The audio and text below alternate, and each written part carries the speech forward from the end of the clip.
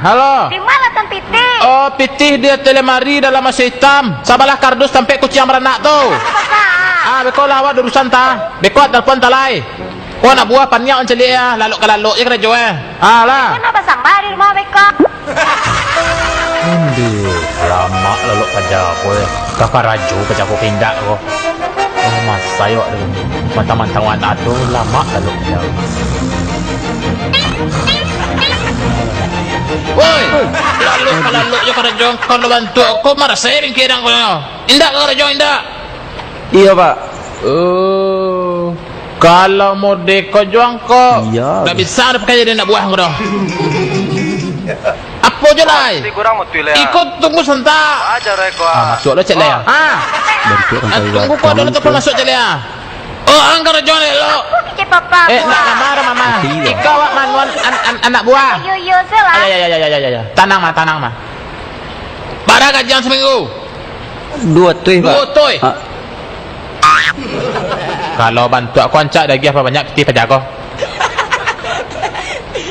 2 tuih gajian seminggu. Ya. Wih, mati dah. Mati dah. Buat ni. Aku pacik motor kini kau nak pecat. Kalau mau deko ndak bisa nak pakai nak buah kau dah. Ayo masih pak ambil aku. Ayo pilang leh. Alhamdulillah. Banyak nak peti pada aku. Kau nampak lapis tak aku je bangkrut bingkir kau. Rapi. Pi. Kamalai kau. Kau anak sia, kau mencocok perlu. Anak Jarot boleh? Boleh, boleh awak buka. Aku kaleng badampol. Pi. Oi. Pi. Oi. Rapi. Aduh. Oh, sangat jauhnya. Pi. Juragan mah. Yo kan. Tunan di luar tadi tu siapa tu? Lalu ke lalu je kerja Yang makan. Labara mau kerja sekolah. Tua di luar tadi. Oh, pajar itu tadi. Yo. Jadi pajar tu boleh bawa kemari mau. Urang bengkel sewalah tu mah. Nak kerja sekolah dah. Ndak. Piti.